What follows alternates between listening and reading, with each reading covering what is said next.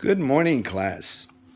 Welcome to my house. I just wanted to reach out, hope that everyone is doing okay, and talk a little bit about normal history stuff. Okay? So, on the PowerPoint on industrialization, what I want you to do is define industrialization first. So, let me give you a definition.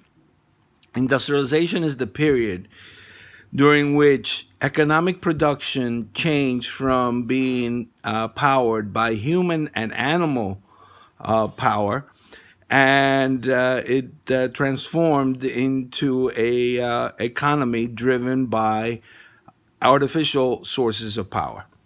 So the definition of industrialization is basically the period and the transformation. That is the period during which animal and human power were transformed or changed to a system where the sources of power were artificial. That's your definition for industrialization. Now, as I set out, we want to explore some of the conditions that allowed Great Britain to become the first industrialized state and therefore become the dominant power between 1815 and 1914. Well, Britain had some basic European advantages. That is, it had significant natural resources, coal, wood, iron, and it was able to use those to begin the process of industrialization. Industrialization begins with the textile industry. So textile drives industrialization, and that then leads to a more complete industrial process, smelting of steel, the development of large industries beyond textiles takes place, and it's all kind of moved forward by the British initially. So from 1780, 1790 to 1850, you have Britain dominating the industries, important industries, coal mining, steel manufacturing, textile production are all dominated by the British. The British have not only the regular European advantages, they also have particular advantages, particular to Great Britain. That is, Great Britain is an island, so that transportation around the island by water was much more viable and economically efficient than European states generally possessed.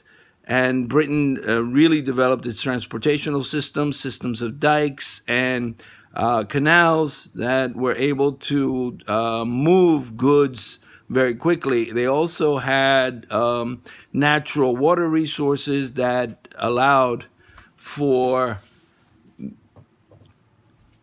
the building of factories, and that led to a faster rate of industrialization in Great Britain than in other European states. In addition to that, Britain had a very, very sophisticated financial system. That is, remember we talked about the First Lord of the Exchequer developing a system of selling debt.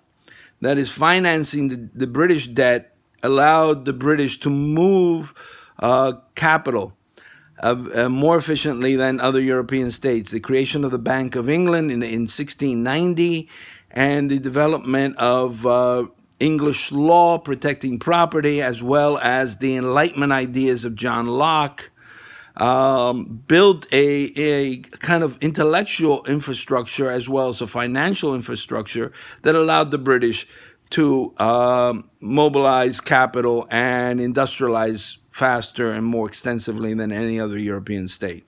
France, for example, did not have these. Napoleon was the first to develop a financial system with any coherence, and he also created the Bank of France in 1800. But there was at least a 150-year lag behind the British, and that basically doomed France to fall behind. France remained an agricultural state that is based on the old feudal idea that wealth was only legitimate when it was associated with land ownership. The British moved beyond that to look at wealth and wealth generated by industry as perfectly legitimate. And probably Max Weber's work on the spirit of capitalism and the Protestant ethic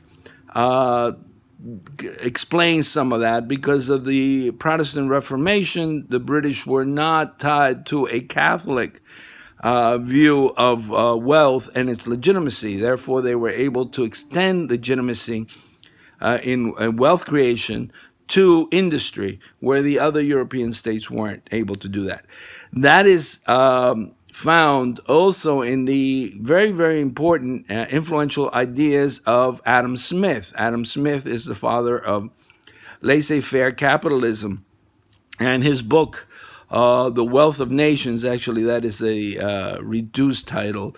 It's an inquiry into the causes and effects of the wealth of nations, but it was written in 1776, so it was written during the year of the Declaration of Independence, and it stands as a testament to the Enlightenment, because Adam Smith argued that there were natural laws that govern economic processes and economic relationships, and that these all depended on man's natural inclination to protect self-interest.